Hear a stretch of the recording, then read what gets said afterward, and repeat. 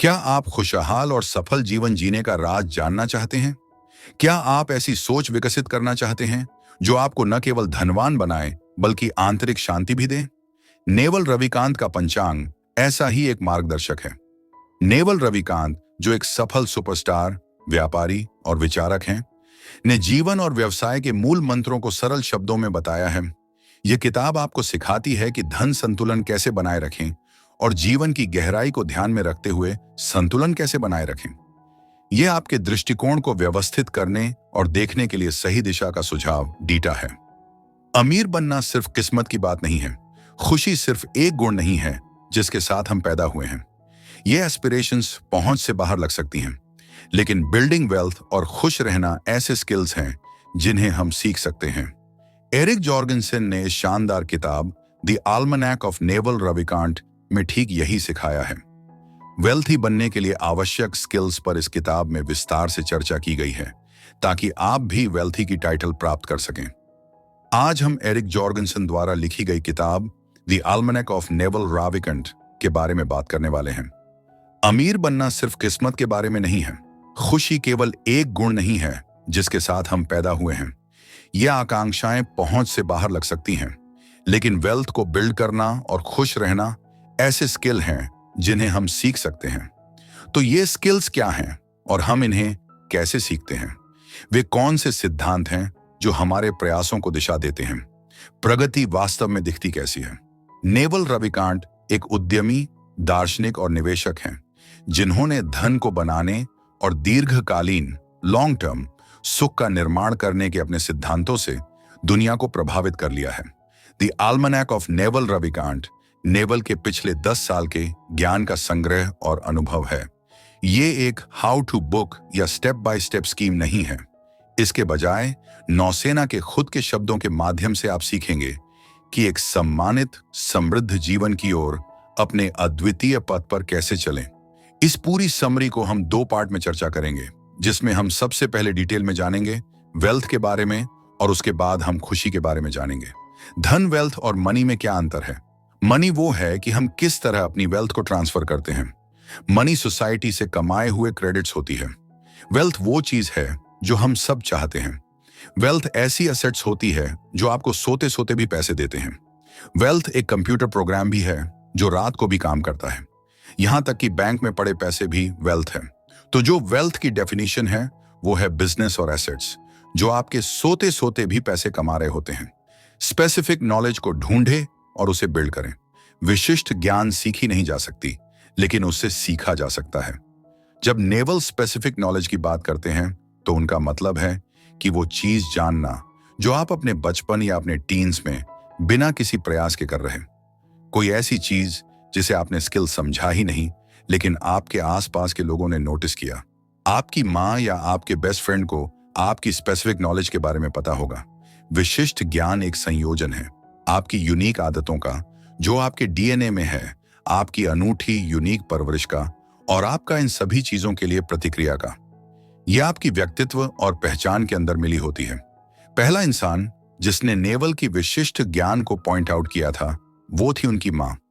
ये वो समय था जब नेवल 16 साल के और वो अपने दोस्तों को कह रहे थे कि वो एक एस्ट्रोफिजिसिस्ट बनेंगे, और उनकी माँ ने कहा, नहीं, तुम बिजनेस में जाओगे। नेवल ने कहा, ये मेरी मम्मी क्या कह रही है, मैं बिजनेस में जाऊंगा। उनकी माँ को पता था कि वो क्या कह रही थी, क्योंकि उन्होंने अपने बेटे को बिल्कुल पास से नोटिस किया था। स्पेसिफिक नॉलेज अपने अंदर के टैलेंट को और अपनी जेन्युइन क्यूरियोसिटी को परस्यू करके आती है। यह ऐसा नहीं है कि जो भी करियर ट्रेंडी हो उसमें चले गए, या जो भी बिजनेस इन्वेस्टर्स कह रहे हैं उसमें चले गए। अगर आपने कभी अपने पैसे को इन्वेस्ट किया है या फिर कभी फाइनेंस के बारे में कुछ पढ़ा है, तो आप इस शब्द के सामने जरूर आए होंगे, कंपाउंडिंग। कंपाउंड इंटरेस्ट सिर्फ फाइनेंस की दुनिया में ही नहीं, बल्कि जिंदगी की हर जगह पर इस्तेमाल होता है। जिंदगी में सारे रिटर्न्स, चाहे ज्ञान में हो, रिश्तों में हो या वेल्थ में हो, कंपाउंड इंटरेस्ट से ही आते हैं।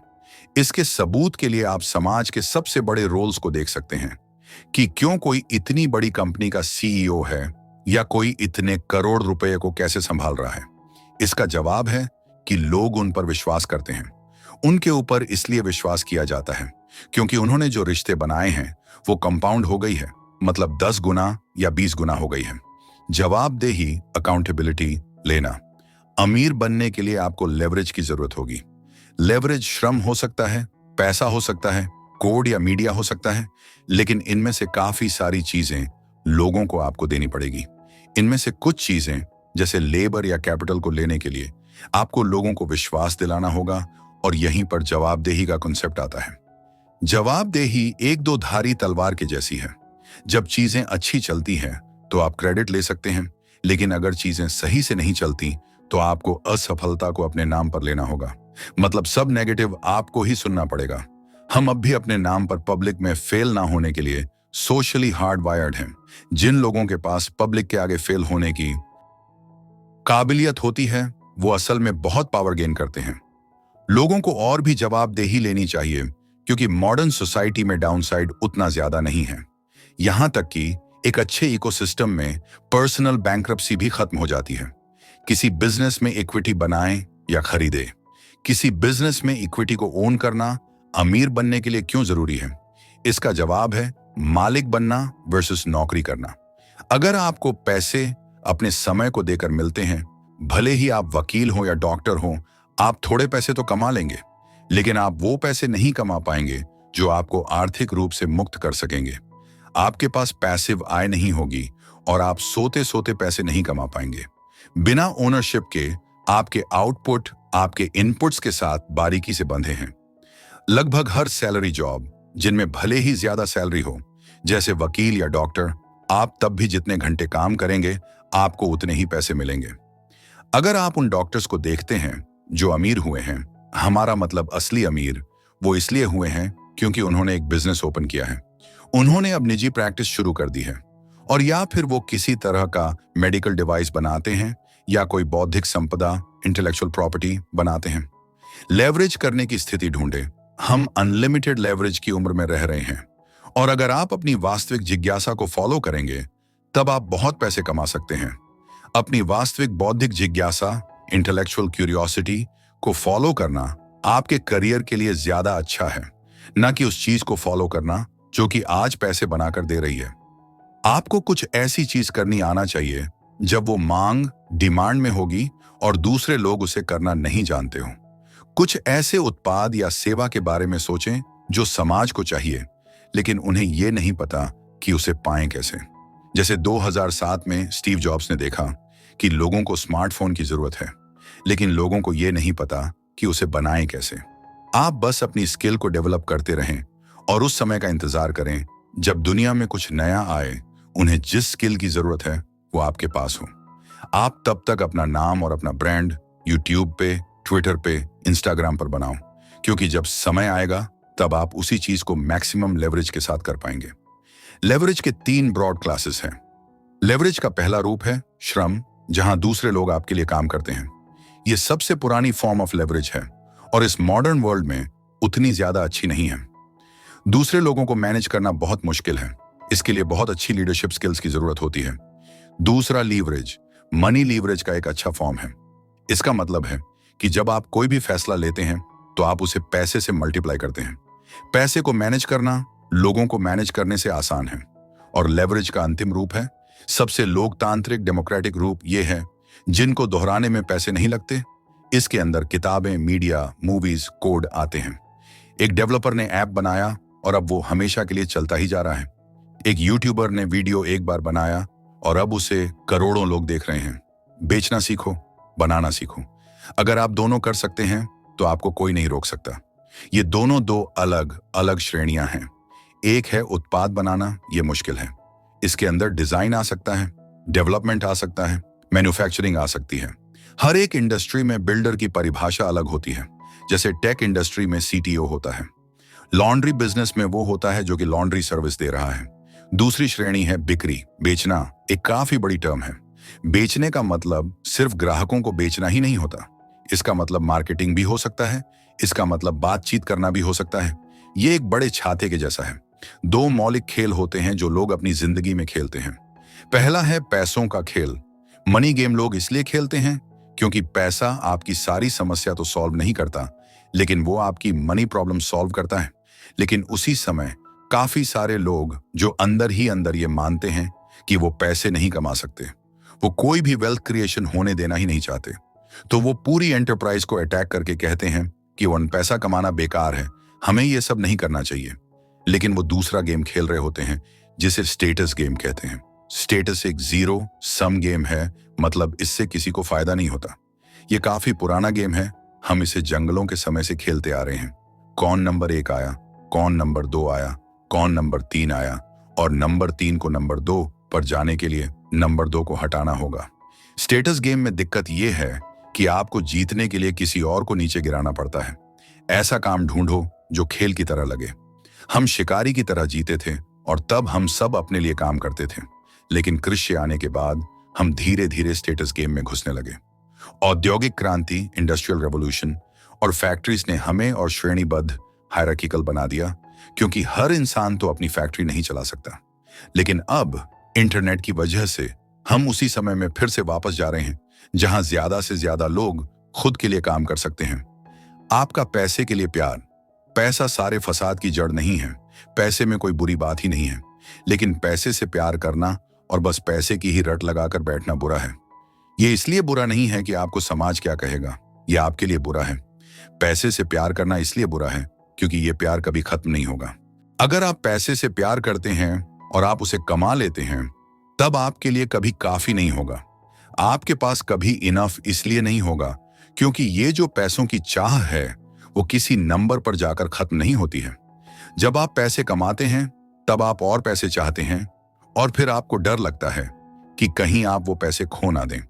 इस पैसे के कांस्टेंट प्यार से दूर रहने का सबसे अच्छा तरीका है, जब जब आप पैसे कमाते हैं तब तब अपनी लाइफस्टाइल को अपग्रेड ना करना। खुशी, हम हमेशा इसमें फंसे रहते हैं कि हमें ये चाहिए या हमें वो चाहिए। खुशी एक ऐसी स्टेट है जहां कुछ भी मिसिंग नहीं होता। मतलब आपको जो भी चाहिए, जितना चाहिए, वो आपके पास होता है। जब आपके पास कुछ भी मिसिंग नहीं होता, तब आपका दिमाग शांत हो जाता है और बीते हुए कल पर पछतावा करना और आने वाले कल के लिए प्लान बनाना बंद कर देता है।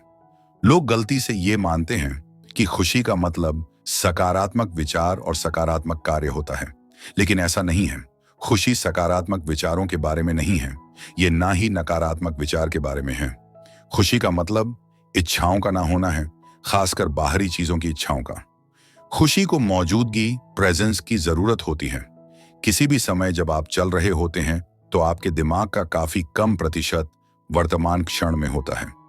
बाकी का दिमाग या तो बीते हुए कल के बारे में सोच रहा होता है या आने वाले कल के लिए प्लान कर रहा होता है। इसकी वजह से आपको असली अनुभव नहीं हो पाता है। ये आपको आपके आसपास की हर चीज में सुंदरता देखने से रोक रहा है और आप जहां पर भी हैं उस पल के लिए आप कभी आभारी भी नहीं हो पाएंगे। अगर आप बस भविष्य के बारे में ही सोचते रहें तो आप सच में अपनी सारी खुशियों को खत्म कर लेंगे। आज हम नई कार लाए, अब मैं कार का घर पे आने का इंतजार कर रहा हूं और हर रात हम उस कार के बारे में हर जगह पढ़ते रहेंगे। ये सब हम क्यों करते हैं? क्योंकि वो बस एक कार है जो हमारी जिंदगी में ना के बराबर मदद करने वाली है। हमें पता है कि जैसे ही कार घर पर आएगी हम उसके बारे में सोचना बंद कर देंगे।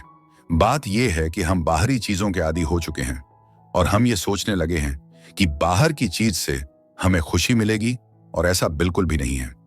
मैं तब खुश हो जाऊंगा जब मुझे वो चीज मिल जाएगी, फिर भले ही वो चीज कुछ भी हो। ये बहुत बड़ी गलती है जो हम पूरे दिन करते रहते हैं। इंसान की सारी परेशानी इसीलिए आती है क्योंकि वो शांति से एक कमरे में भी नहीं हो सकता। अगर आप शांति से 30 मिनट के लिए ही बैठ सकते हैं और खुश रह सकते हैं तो आप सफल हैं। ये काफी ताकतवर जगह होती है, लेकिन यहाँ पर कुछ ही लोग पहुंच पाते हैं। अगर आप अंदर और बाहर शांत हैं तो इसकी वजह से आपको खुशी मिलेगी। मुझे ऐसा नहीं लगता कि जिंदगी मुश्किल है, बल्कि हमने इसे मुश्किल बना दिया है। नेवल के लिए जलन के इमोशन से ऊपर उठना काफी मुश्किल था। ये एक जहरीला इमोशन है क्योंकि दिन के अंत में आपको जलन से छुटकारा नहीं मिला और आप जिसे देखकर जल रहे हैं उसे भी कोई फर्क नहीं पड़ा। वो आज भी सफल है और अच्छे दिख रहे हैं।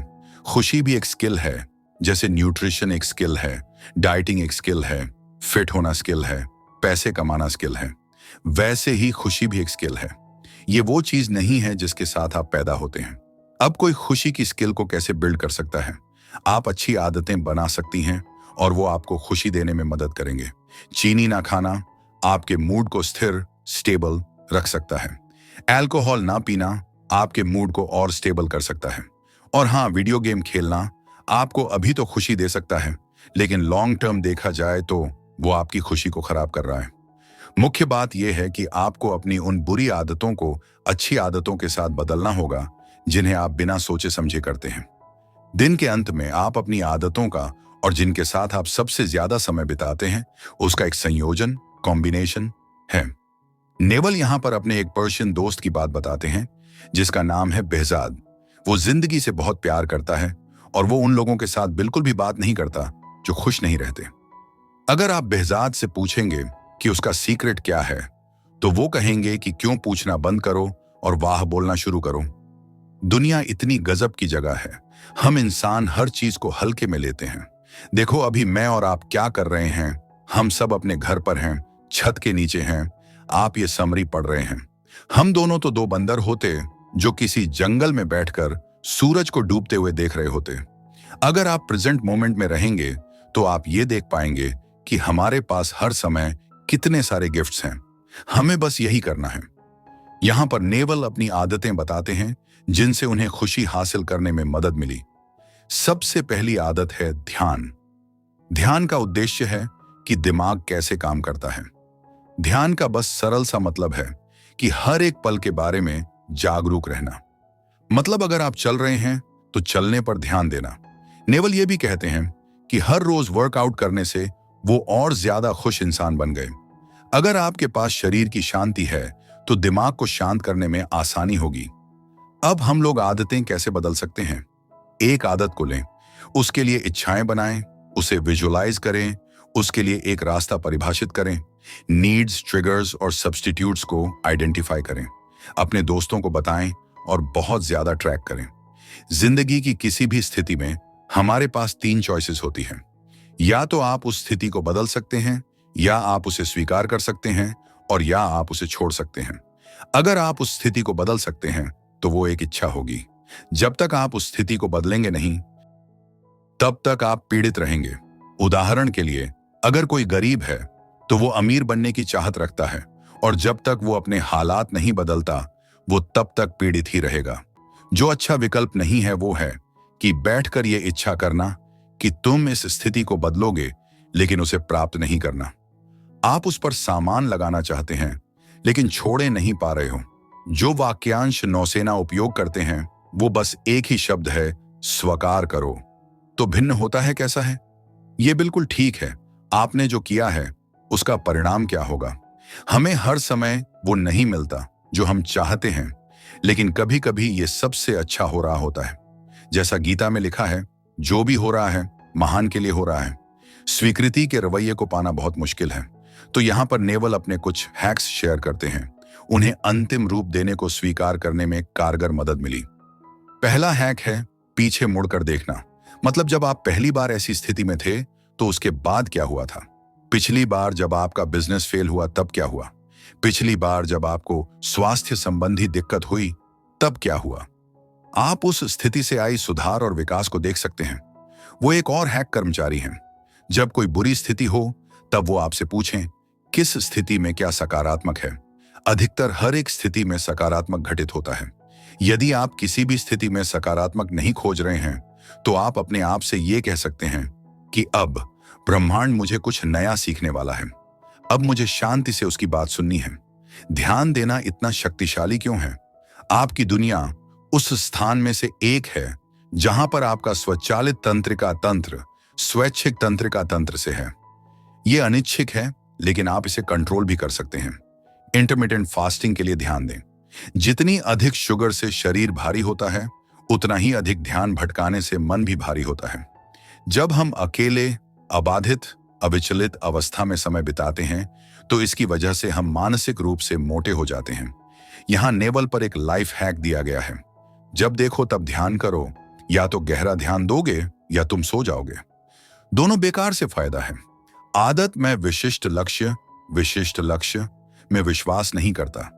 स्कॉट एडम्स कहते हैं, सिस्टम सेटअप करो, गोल नहीं। अपने निर्णय के लिए इस जानकारी का उपयोग करें, किस तरीके के वातावरण में आप आगे बढ़ सकते हैं, और फिर अपने आसपास के वातावरण में ही विचार कर सकते हैं, जिसके कारण आप सांख्यिकीय रूप से सफल हो सकते हैं। नवल कहते हैं, वो ग्रह के सबसे सफल इंसान नहीं बनेंगे और ना ही बनना चाहेंगे। वो बस अपना सबसे सफल संस्करण बनना चाहते हैं। वो इस तरह से जी रहे हैं कि अगर उनकी जिंदगी 1000 बार खेली जाए तो चाहते हैं कि 999 बार नौसेना सफल रहें। वो अरबपति नहीं हैं, लेकिन वो हर समय अच्छे हैं। लाइफस्टाइल के हर एक अधिकारी को सफलता नहीं मिली, बस उन्होंने सिस्टम सेटअप किया, जिसकी वजह से वो कुछ ही जगह फेल हो गए। जब नौसैनिक जवान थे, तब वो आजादी का बहुत महत्व रखते थे। स्वतंत्रता उनके मूल मूल्यों में से एक थी। वो अब भी है। वो अब भी उनके शीर्ष 3 मूल्य में है। लेकिन अब आजादी की परिभाषा अलग है। उनकी पूर्ण परिभाषा थी स्वतंत्रता की। वो जो भी जन्म ले वो कर सके। आजादी वो करना कि जो आप चाहते हैं और जब आप चाहते हैं। अब जो आजादी चाह रहे हैं वो है आंतरिक आजादी। ये है से आजादी, प्रतिक्रिया से मुक्ति, दुख होने से मुक्ति, दुख होने से मुक्ति। अब वो आजादी से ढूंढ रहे हैं, लेकिन वो पहले आजादी से ढूंढ रहे थे। आशाओं से मुक्ति। यदि आप अन्य लोगों को चोट पहुंचाते हैं क्योंकि वे आपसे अनुरोध करते हैं, तो उनकी समस्या यह है। अगर आपने उनके साथ कोई समझौता किया है तो वो आपकी समस्या है, लेकिन अगर आपके पास विवरण है तो वो पूरी तरह से उनकी समस्या है। ये आपसे कुछ लेना देना नहीं है। उनके जीवन से काफी सारी बातें जुड़ी। जितनी जल्दी आप उनके उम्मीदों को खत्म कर देंगे, टिकट अच्छा है। अपने समय की कीमत करो, यही तुम्हारे पास है। ये आपके पैसे से भी बहुत जरूरी है, ये आपके दोस्तों से भी बहुत जरूरी है, ये हर एक चीज से भी ज्यादा जरूरी है। अपने समय को बर्बाद मत करो। इसका मतलब ये नहीं है कि आप आराम नहीं कर सकते। जब तक आप वो कर रहे हैं जो आप चाहते हैं, तब तक वो एक समय की बर्बादी नहीं है। लेकिन अगर आप अपना समय इन्हीं को करने में खर्चा नहीं कर रहे हैं जो आप चाहते हैं, और ना ही कुछ कमा रहे हैं और ना ही कुछ सीख रहे हैं, तो आप क्या कर रहे हैं? दूसरे लोगों को खुश करने में अपना समय खर्च न करें। असंतोष से मुक्ति। गुस्सा क्या है? क्रोधित स्थिति के ऊपर से नियंत्रण न होना का मतलब है। गुस्सा एक अनुबंध है जो आप शारीरिक और मानसिक पीड़ा के लिए अपने साथ रखते हैं, वो भी तब तक जब तक स्थिति नहीं बदलती। विचित्र सोच से मुक्ति। एक बुरी आदत जिस पे नेवल काम कर रहे हैं वो है अपने बंदर दिमाग को बंद करना। जब हम बच्चे थे तब हम एक खाली राज्य में थे। हम ज्यादातर वर्तमान में रहते हैं। हम ऐसी जगह रहते हैं जिसे नेवल वास्तविक दुनिया कहते हैं। बड़े होने से ख्वाहिशों की शुरुआत हुई। आप यथार्थवादी वैज्ञानिक बने रहें, एक पहचान बनाने में लगे और एक अहम भी बनाने में लगे। अगर आप कहीं भी हैं और वहां हजारों लोग हैं, तो एक समय पर सब अपने से बात कर रहे होंगे। वो जिसकी भी चीज देख रहे हैं उसे लगातार जज भी कर रहे हैं। वो फंतासी की दुनिया में जी रहे हैं कि कल क्या होने वाला है। इस समस्या का समाधान समय पर करें तो अच्छा हो सकता है, लेकिन नवल कहते हैं कि ये हमारी खुशी के लिए काफी किफायती है। नौसेना के लिए मन एक सेवक और उपकरण होना चाहिए, ना कि एक स्वामी। उनका बंदर दिमाग उन्हें 24 घंटे कंट्रोल और ड्राइव ना करे। जीवन का अर्थ ये काफी बड़ा सवाल है कि जीवन का उद्देश्य और मतलब क्या है। ये बड़ा सवाल है, इसीलिए नवल ने इसके 2 जवाब दिए। पहला जवाब ये है, ये व्यक्तिगत है। आपका अपना मतलब खुद दोस्त।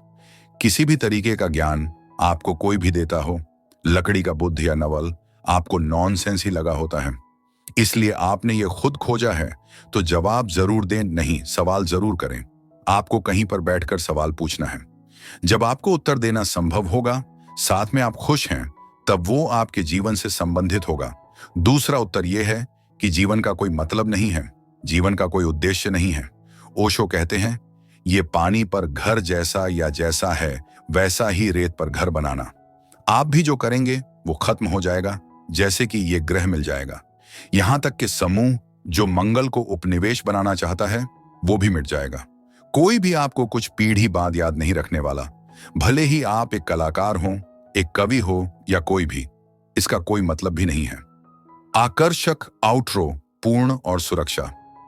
तो दोस्तों, नौसेना रविकांत का पंचांग हमें यह सिखाता है कि खुशहाल और सफल जीवन जीने के लिए केवल धन या बाहरी सामान की आवश्यकता नहीं है, बल्कि यह हमारी सोच, हमारे दृष्टिकोण और हमारे विचारों पर जोर देती है। घोषित सिद्धांत में हमें दिखाया गया है कि कैसे सही दृष्टिकोण और ज्ञान के माध्यम से केवल आर्थिक स्वतंत्रता प्राप्त की जा सकती है, बल्कि आंतरिक शांति और संतुष्टि भी प्राप्त की जा सकती है। अगर आपको यह वीडियो पसंद आया हो तो इसे लाइक करें, अपने दोस्तों और परिवार के साथ शेयर करें और ऐसे ही ज्ञानवर्धक और प्रेरणादायक वीडियो देखने के लिए हमारे चैनल को सब्सक्राइब न करें। आपने यह किताब क्या पढ़ी है या इस वीडियो में बताई गई किसी बात से सहमत हैं? नीचे टिप्पणी अनुभाग में अपनी राय अवश्य लिखें। याद रखें, सफलता और खुशहाली की ओर पहला कदम हमेशा ज्ञान से शुरू होता है। हमारे साथ इस यात्रा में जुड़े रहने के लिए धन्यवाद। फिर मिलेंगे एक नई किताब और एक नई सीख के साथ। धन्यवाद।